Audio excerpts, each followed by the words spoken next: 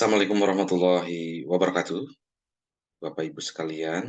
Dalam kesempatan ini saya Teguh Purnama akan mencoba memaparkan tentang informasi dari Permenpan RB nomor 6 tahun 2022 mengenai pengelolaan kinerja pegawai yang mengatur SKP PNS dan P3K.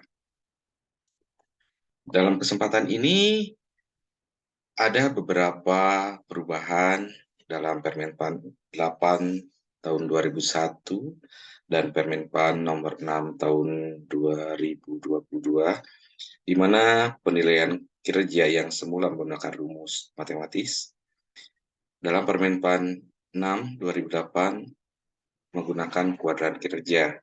Selanjutnya, pembobotan metode cascading direct dan non-direct, pembobotan kinerja utama dan tambahan. Nah, sedangkan di Permen 6 ini tak ada adanya persyaratan pembobotan tertentu. Selanjutnya, hubungan SKP, jabatan fungsional, dan butir kegiatan. Dulu, kinerja jabatan fungsional masih dikaitkan dengan butir kegiatan dan angka kredit. Namun, kali di Permenpan yang baru ini, kinerja jabatan fungsional tidak lagi dikaitkan dengan butir kegiatan dan angka kredit. Pada ketentuan perubahan, pada saat peraturan menteri ini berlaku, keterkaitan SKP dengan angka kredit berdasarkan peraturan pendayagunaan aparatur negara nomor 8 tahun 2021 tentang manajemen kinerja pegawai negeri sipil masih tetap berlaku paling lama 1 tahun sejak peraturan menteri ini diundangkan. Peraturan menteri ini diundangkan pada tanggal 3 Februari 2022. Jadi ada tenggang waktu 1 tahun. Selanjutnya, keterkaitan butir kegiatan dan angka kredit di tahun 2023 sudah lagi tidak digunakan. Nah, untuk diketahui bersama bahwa Arsiparis telah menggunakan ini sejak tahun 2017 berdasarkan peraturan Kepala Arsip Nasional Republik Indonesia Perkandri nomor 5 tahun 2017 bahwa angka kredit Arsiparis diambil dari konversi SKP sehingga menghasilkan angka kredit. Nah, contoh ini adalah misalkan seorang Arsiparis ahli muda dengan jabatan kepala seksi disetarakan menjadi Arsiparis ahli muda mendapatkan nilai 100. Nah, di tahun 2002 misalkan bernilai baik, maka persentasenya adalah 125. Untuk diketahui bahwa angka sangat baik, persentasenya adalah 150. Ya, karena ini bernilai baik, maka persentasenya adalah sebanyak 125%. Sedangkan angka kredit minimal yang harus dicapai Arsiparis muda adalah 25 angka kredit per tahunnya. Jadi, pengkalian antara 25 dengan 125 didapatkan 31,25. Nah, ini penjumlahan antara 100 dan 31, maka jumlah kredit kumulatif diperoleh sampai tahun 2002 mendapatkan angka 131,25. Nah, sedangkan untuk konversi angka kredit jabatan lain yang belum menggunakan ini akan diatur selanjutnya oleh Permenpan RB di tahun 2023. Itu informasi yang didapatkan dalam acara sosialisasi Permenpan nomor 6 tahun 2022. Selanjutnya, Permenpan ini mempunyai 4 tahapan dalam pembuatan SKP. Di antaranya adalah perencanaan kinerja. Dalam perencanaan kerja terdapat penetapan dan klarifikasi ekspektasi. Nah, apa sih klarifikasi ekspektasi? Nah, kita dibahas di slide selanjutnya. Pelaksanaan, pemantauan, dan pembinaan kinerja.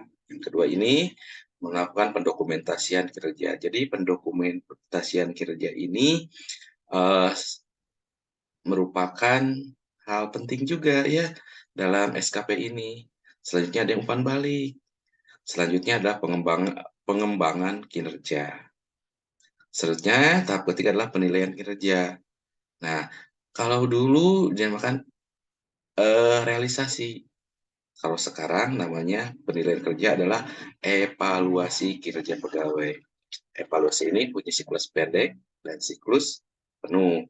Siklus pendek yaitu siklus bulanan, triwulan, semester.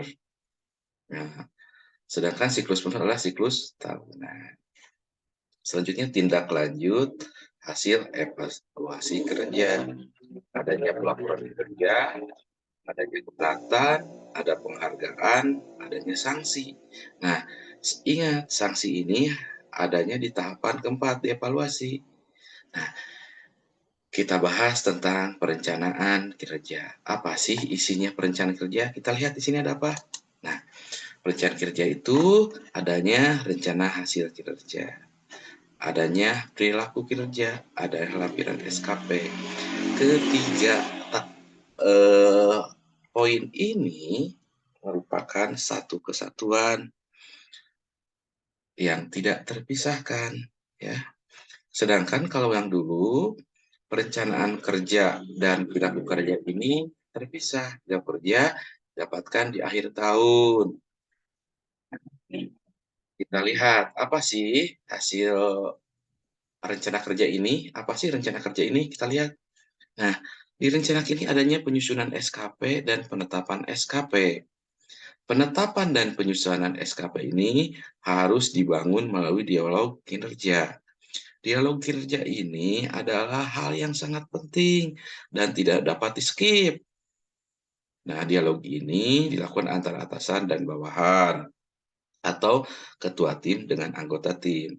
Seluruh rangkaian ini dalam Permenpan 6 tahun 2022 dinamakan dengan penetapan dan klarifikasi ekspektasi. Nah, nama lain SKP, pembuatan penetapan SKP ini di Permenpan ini dinamakan penetapan dan klarifikasi ekspektasi. Kita lanjut ke berakhlak.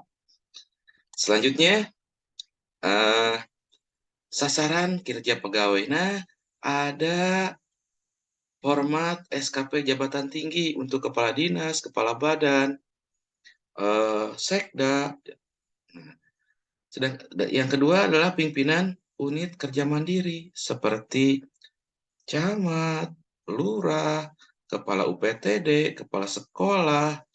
Nah, jadi jabatan eselon 3 atau eselon 4 yang mempunyai unit kerja mandiri yang merupakan kerja mandiri menjadikan kepala ya, kepala meskipun eselon 4 sebagai kepala puskesmas, kepala sekolah, nah dan sebagainya. Nah, rencana hasil kerja ini diisi dengan sasaran yang terdapat pada PK atau Renstra. PK ini dibuat 1 tahun sekali, maka SPK ini cenderung dapat berubah tiap tahun. Sedangkan Renstra dibuat 5 tahun sekali, sehingga kedudukannya lebih ajak dibandingkan PK. Jadi, rencana hasil kerja ini adalah copy paste dari sasaran strategis yang terdapat di PK. Nah, gimana kalau di PK-nya tidak terdapat? Misalkan ada butir kegiatan yang tidak terdapat, kita membuka Renstra, ya. Jadi yang utamakan dulu PK. PK ini adalah perjanjian kerja antara kalau di puskesmas, kepala puskesmas dengan kepala dinas. Kalau kepala dinas dengan wali kota atau bupati. Selanjutnya, indikator diisi dengan indikator kinerja yang terdapat pada PK atau Renstra. Nah, ini copy paste juga. Sudah target juga copy paste dari target yang terdapat di PK. Nah, yang keempat adanya perspektif. perspektif ini ada 4. Perspektif penerima layanan, adanya proses bisnis, adanya penguatan internal, dan anggaran. Dalam pembuatan SKP ini minimal harus ada 2 perspektif, yaitu penerima layanan dan anggaran. Ini minimal. Kalau semuanya, boleh. Selanjutnya, adanya hasil kerja tambahan, diisi dengan direktif rencana aksi yang prioritasnya lebih rendah. Jadi, kalau untuk mendongkrak organisasi, sasaran strategisnya ditetapkan di hasil rencana kerja utama. Nah, selanjutnya, adanya format SKP kualitatif. Nah, jadi di Permaki ada 2 pilihan, adanya kuali dan kuanti. Kualitatif, merupakan narasi. Ya, narasi dari mana? Narasi dari hasil yang diharapkan dari indikator kinerja individu, target, dan perspektif. Ini dicocokkan sekali dengan pekerjaan seperti yang targetnya belum susah untuk ditargetkan, seperti pemadam kebakaran. Ya, susah kan menargetnya. Masa ditargetkan harus memadamkan api sebanyak 6, kalau tidak tercapai gimana? Makanya di sini dibuatkan format kualitatif pilihannya. Nah, sebagaimana dijelaskan di awal bahwa perilaku kerja ini merupakan bagian menjadi satu kesatuan dengan sasaran kerja pegawai yang dibuat di awal bulan Januari. Nah, bentuk-bentuk ini, item-item ini merupakan item baku yang ditetapkan oleh Permenpan nomor 6, jadi tidak bisa dirubah. Nah, sedangkan ekspektasi khusus pimpinan ini bisa diisi atau tidak. Ya, ekspektasi khusus pimpinan ini didapatkan dari penilaian 36 derajat, yaitu dari bawahan, dari rekan kerja setingkat, dan dari atasannya, atau ditambah dari penerima layanan.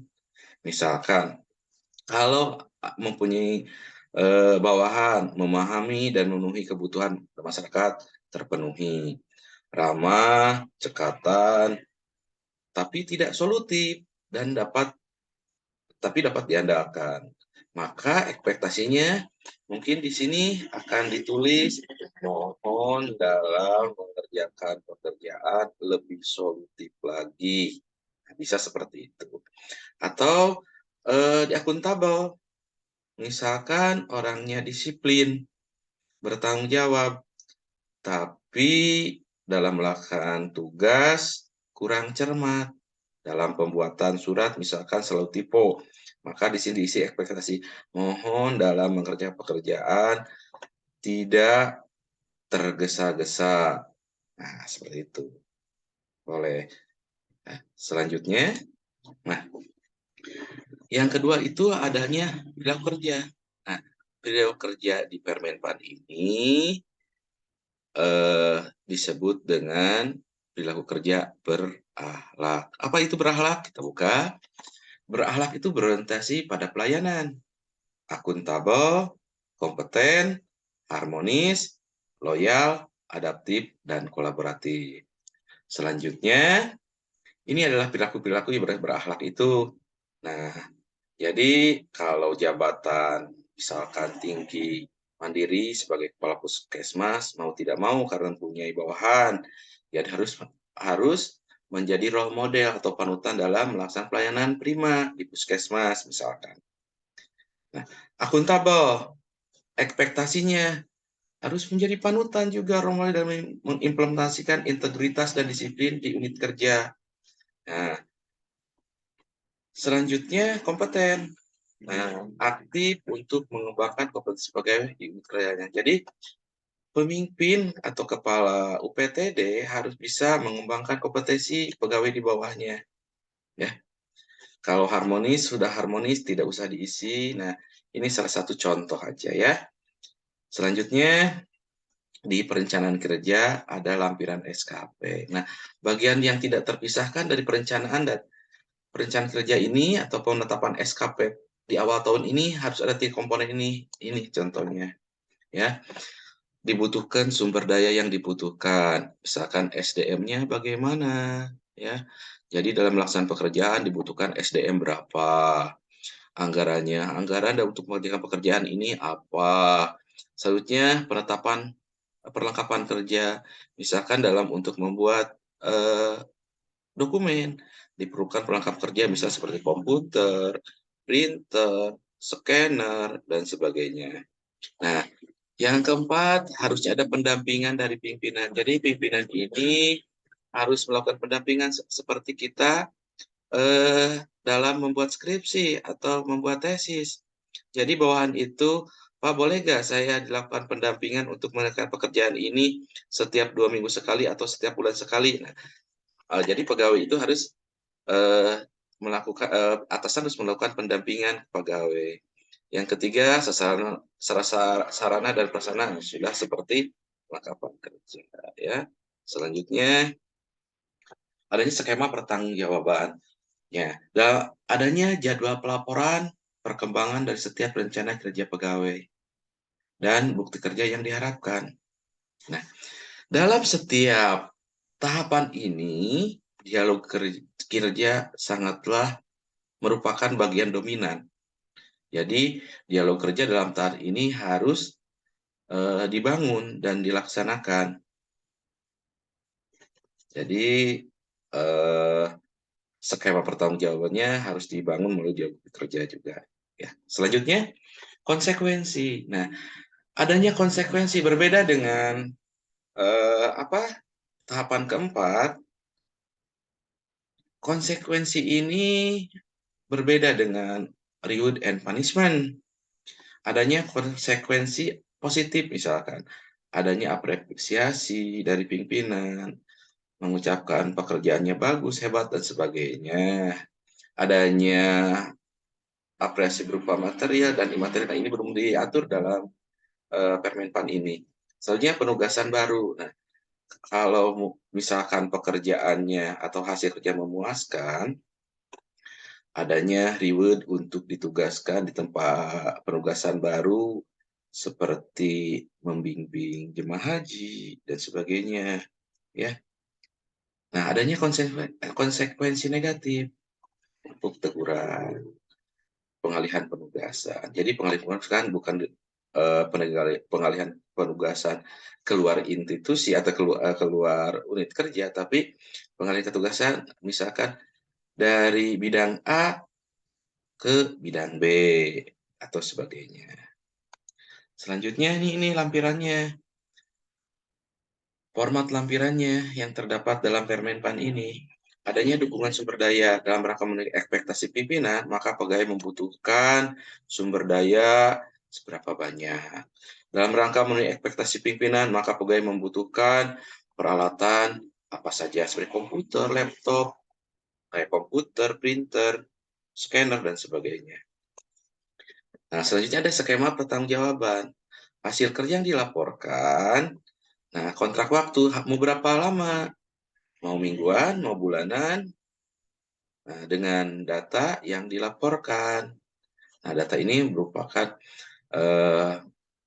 dalam bentuk progres atau bentuk akhir. Konsekuensi, apabila memenuhi ekspektasi pimpinan, maka nah, pegawai tersebut mendapatkan apa? Nah, apabila tidak memenuhi ekspektasi pimpinan, maka dilakukan misalkan coaching klinik, dilakukan mentor, dan sebagainya. Nah, format lampiran ini perlu dilampirkan dalam SKP. Selanjutnya, kita ke tahap pelaksanaan dan pemantauan pembinaan kinerja. Adanya pendokumentasian kinerja, ada umpan balik, ada pengembangan kinerja. Kita lihat di pelaksanaannya ada apa? Pelaksanaannya adanya pelaksanaan kinerja, adanya pemantauan, dan adanya pembinaan kinerja. Selanjutnya, di pelaksanaan kinerja itu, adanya rencana kinerja dilaksanakan setelah penetapan dan klarifikasi ekspektasi. Ingat, klarifikasi penetapan dan klarifikasi ekspektasi itu, kalau dulu itu namanya penetapan SKP. Nah, jadi di Permen 6 ini namanya penetapan dan klarifikasi. Selanjutnya, yang kedua adalah pimpinan dan pegawai dapat menyepakati rencana aksi dalam kerangka pencapaian hasil kerja pada SKP pegawai bila perlu. Selanjutnya disepakati melalui dialog kinerja.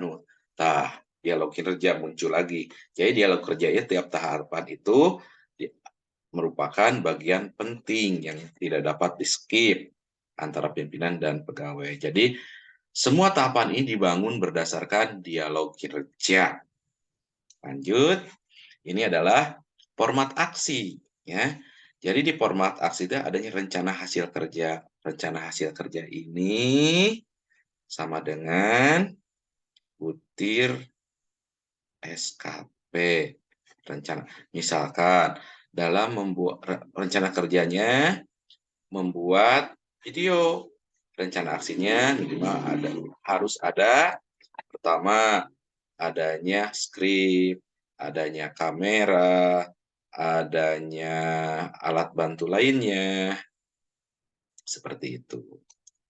Nah, jadi format pendokumentasian kerja itu didukung selanjutnya ada realisasi dan bukti dukung. Realisasinya apa saja? Dan bukti dukungnya apa saja? Misalkan laporan telah terkirim melalui WA jam sekian, tanggal sekian dalam bentuk PDF. Nah, seperti itu. Selanjutnya, dalam pelaksanaan kerja ini adanya rencana disepakati melalui dialog pegawai. Oke. Nah, adanya dokumentasi secara periodik. Periode dokumentasi ditetapkan instansi pemerintah. Selanjutnya, dokumentasi kinerja dilakukan terhadap bukti dukung yang mencerminkan realisasi progres dan atau realisasi akhir hasil kerja. Setiap tahapan ini tuh selalu dibangun dengan dialog kinerja. Oke. Nah, selanjutnya tahap pemantauan. Adanya proses yang dilakukan oleh pimpinan untuk mengamati pelaksanaan rencana kerja oleh pegawai. Selanjutnya ada periode pemantauan kerja yang tidak ditetapkan secara khusus. Jadi periode pemantauan kerja tidak ditetapkan secara khusus, ya tidak terjadwal maksudnya, dan diharapkan dilakukan secara insidentil. Jadi mendadak. Diharapkan dalam pemantauan kerja ini didadak. Jadi kalau seperti mahasiswa tidak dilakukan pemberian tanda dahulu bahwa hari besok akan dilakukan ujian.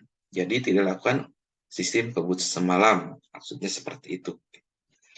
Selanjutnya, tahap ketiga dilakukan dengan mengamati realisasi progres dan atau realisasi akhir dari hasil kerja, serta perilaku kerja pegawai melalui dokumentasi kinerja.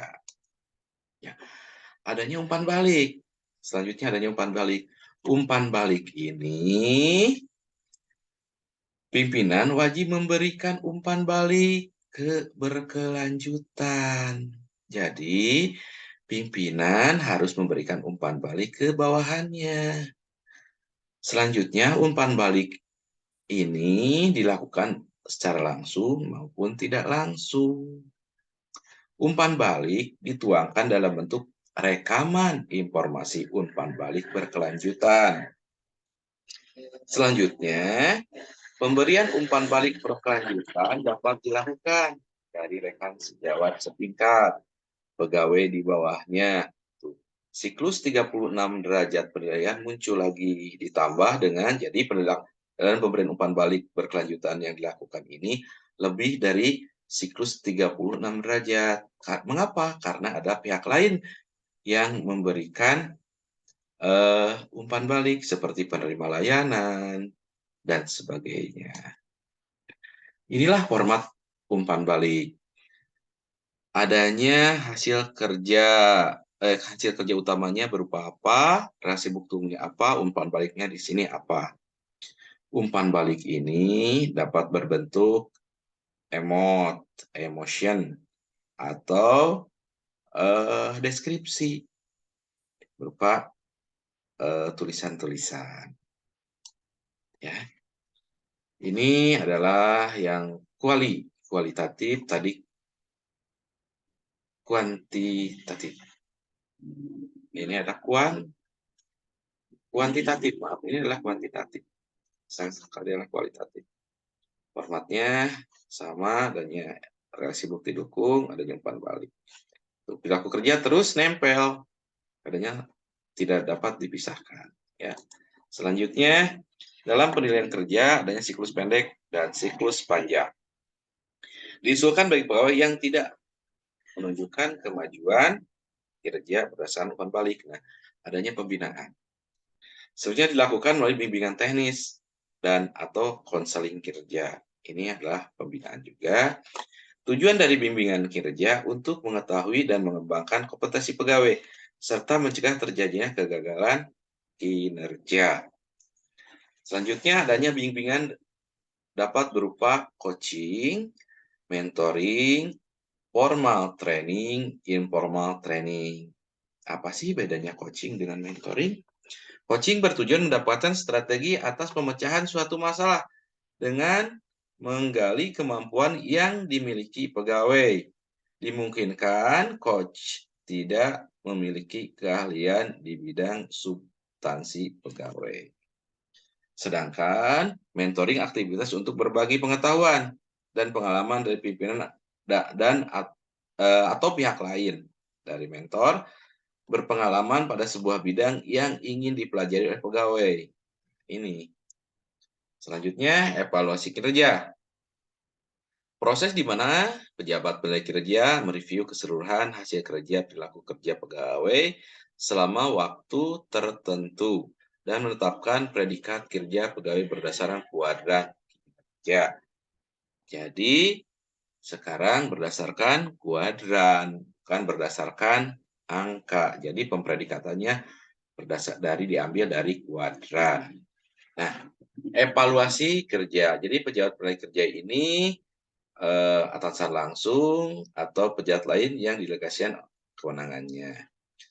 PLT atau PLH dapat diberikan kewenangan oleh atasan dari pejabat penilai kinerja untuk penilaian kinerjanya. Dan penugasan dari unit lain, pimpinan unit lain yang memberikan penugasan memberikan umpan balik. Selanjutnya, pejabat fungsional dapat memperoleh delegasi kewenangan sebagai pejabat penilai kinerja sepanjang pejabat fungsional dimaksud memimpin unit kerja atau unit kerja mandiri. Nah, ini seperti kepala puskesmas dan kepala sekolah dan dokter, maaf, direktur rumah sakit. Ya, evaluasi kinerja ini merupakan adanya hasil kerja dan perilaku kerja dengan adanya periodik tahunan, adanya periodik dan tahunan. Yang periodik merupakan siklus pendek dan tahunan adalah siklus penuh. Tahapannya sama, capaian kerja organisasi, periodik, untuk periodik kalau tahunan. Pola distribusi predikat kerja secara periodik, juga di sini ada predikat tahunan. Predikat kerja periodik, di sini predikat kerja tahun. Oke. Nah, ini adalah kurva. Kurva distribusi predikat kerja pegawai dengan capaian kerja organisasi baik. Dalam capaian kerja organisasi baik, nah, jadi organisasi dulu yang dinilai, bukan individu sekarang. Ya, misalkan, boleh nggak kalau jika capaian kinerjanya baik, ada pegawai yang misconduct atau kurang, nah ini dimungkinkan, boleh. Tapi jumlahnya tentunya sedikit, ya. Lebih banyak pegawai yang bernilai baik. Selanjutnya, berbeda dengan yang sangat kurang. Kurvanya baiknya sedikit, sangat kurangnya banyak. Nah, kalau ini predikat pegawai yang butuh perbaikan, ya, butuh perbaikan di sini banyak, di sini yang kurang banyak. Oke. Tahapan pertama, menetapkan capaian kinerja organisasi. Langkah pertama, menetapkan capaian kerja organisasi. Jadi yang dinilai itu capaian kerja organisasi. Menentukan predikat capaian istimewa, baik, butuh perbaikan, kurang, sangat kurang. Jadi capaian kerja organisasinya bagaimana? Dua, jenis capaiannya periodik dan tahunan. Capaian kerja organisasi periodik berdasarkan pada capaian kerja, aksi, perjanjian, kinerja, atau capaian trajektori target. Selanjutnya, tahapan 2, menetapkan pola distribusi predikat kinerja pegawai berdasarkan capaian kinerja organisasi. Jadi, predikat pegawai mah di tahapan kedua. Jadi, berdasarkan predikat capaian kerja organisasi dapat ditentukan pola distribusi kinerja pegawai yang akan digunakan sebagai pertimbangan pejabat penilai kinerja dalam menentukan predikat kerja pegawai. Tahapan 3, menetapkan predikat kinerja pegawai dengan mempertimbangkan kontribusi pegawai terhadap kinerja organisasi. Nah, ini adalah menetapkan predikat kinerja pegawai. Ada 9 kotak. Jika hasil kerjanya di bawah ekspektasi dan perilaku kerjanya di bawah ekspektasi, maka nilainya sangat kurang. Selanjutnya, jika hasil kerjanya di bawah ekspektasi dan perilaku kerjanya sesuai ekspektasi, maka butuh perbaikan. Jika di bawah ekspektasi hasil kerjanya, sedang perilakunya di atas ekspektasi, sama butuh perbaikan. Selanjutnya, hasil kerjanya sesuai ekspektasi, tapi perilakunya di bawah ekspektasi, maka pegawai tersebut dikategorikan misconduct atau kurang. Jika hasil kerjanya sesuai ekspektasi, maka dan perilaku kerjanya sesuai ekspektasi, maka bernilai baik.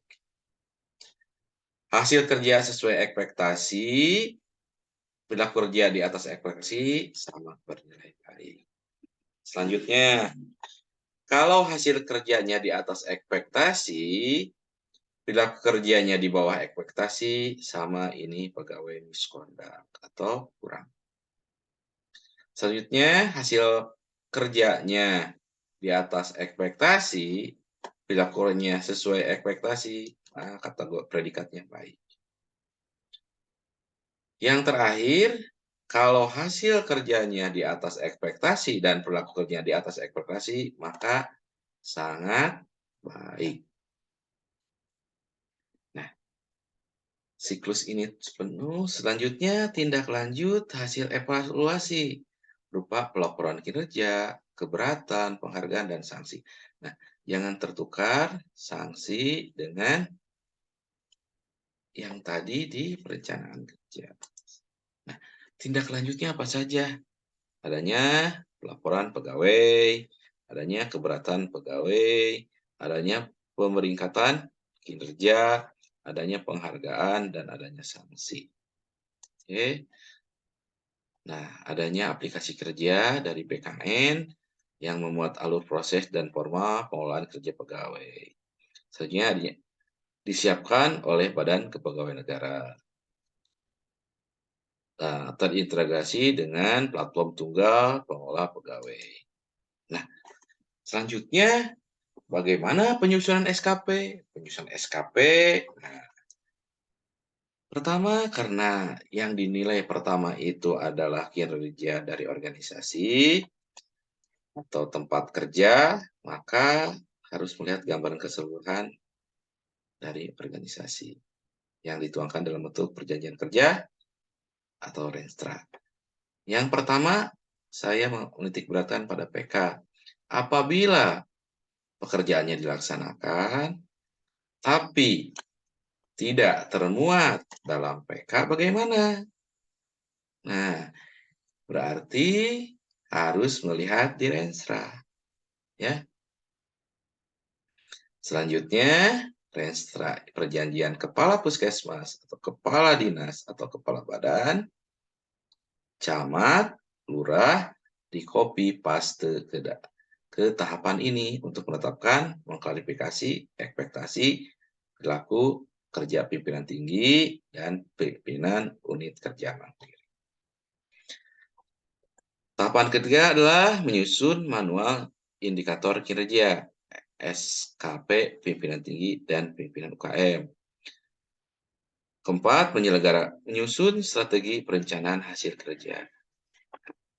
Tahapan ini boleh dilalui dulu ya, karena termuat dalam membagi peran pegawai berdasarkan strategi pencapaian hasil kerja.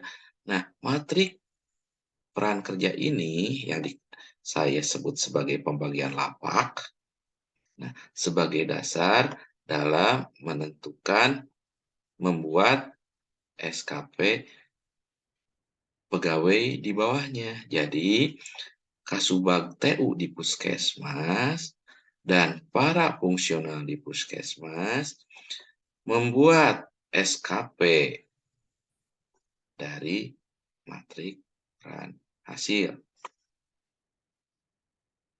Selanjutnya, menetapkan dan mengklarifikasi ekspektasi hasil kerja dan perilaku kerja pejabat administrasi fungsional. Nah, tahapan ini menetapkan dan mengklarifikasi ekspektasi. Nah, sama dengan membuat SKP, menetapkan SKP. Yang ketiga, yang selanjutnya, maaf, yang kedelapan, menyepakati sumber daya yang dibutuhkan.